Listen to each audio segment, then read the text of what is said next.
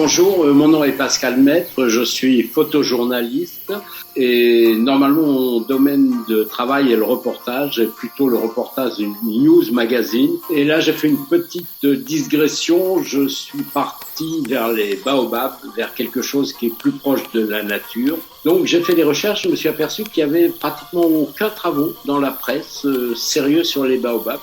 Donc j'ai commencé à travailler, surtout dans un premier temps, à travailler sur la relation de l'homme et le baobab.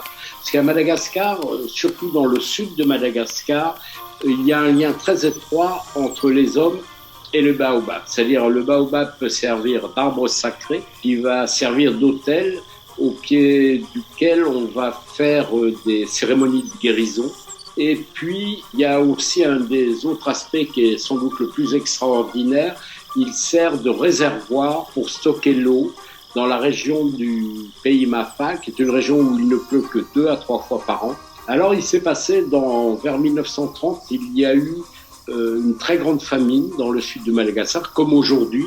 Et donc, lors de cette famine, il n'y avait plus d'eau et il y a eu aussi des orages et un baobab a été fondu et l'eau est rentrée dans le baobab. Et quand les gens n'ont eu plus d'eau, quelqu'un a pensé récupérer cette eau qui était rentrée dans la fente du baobab.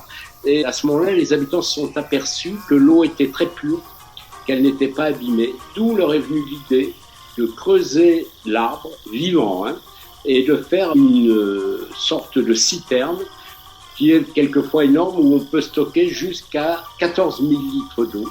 Et le baobab est le seul arbre sur lequel on peut le faire.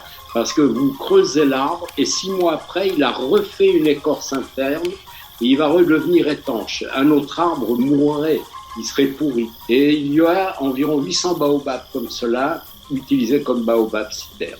Et à partir de juin, juillet, ils commenceront à sortir cette eau. Ils vont survivre pendant 3 mois dans la période la plus sèche grâce à l'eau stocké. Parce que ce qui est incroyable, c'est quand même l'ingéniosité de l'homme, c'est-à-dire de cet accident, ils en ont fait quelque chose qui leur permet de survivre.